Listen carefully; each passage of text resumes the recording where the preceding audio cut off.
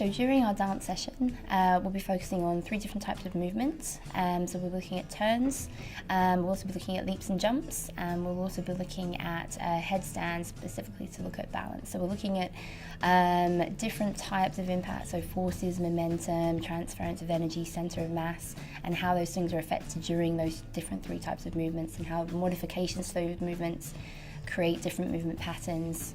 So the first movement we'll be looking at is turns, so various types of turns, whether they're elevated turns, single turns, double turns, keeping turns close to the floor, keeping them slightly higher off the ground, changing centre of mass by using different arm movements, increasing force by using more arm movements, and how those changes in the movement patterns affect things like your forces, your balance, and transference of energy.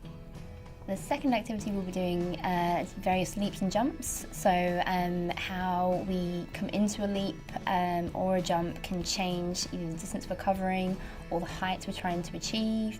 A different use of arms, we can have different effects on height jump or transference of energy into another movement. And just ways we can play around with different variables to create different outcomes. The third movement we'll be looking at is headstands, and specifically kind of balances, so more things like handstands and headstands, and how changing our base of support can affect our balance, how symmetrical or asymmetrical movements can affect your movement, your balance, either while statically trying to balance or balancing through movement. I chose those 3 activities because I think they were most easily accessible to the students. I think they were, although even if they're not dancers, they're familiar with those movements, even if they're technically slightly different. And also it gives us a lot of variables to play around with each of them. There's a lot of room for workshopping different types of movements and getting them to think around how the effective force can change the movement pattern.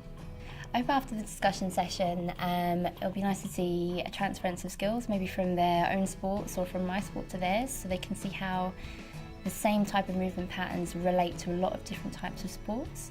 And also I think for the second question, the socio-cultural maybe acceptance for especially boys in dance, it'll be interesting to hear their views on why they do or they don't take part in dance, or would they consider dance, and from the female perspective what their opinions are.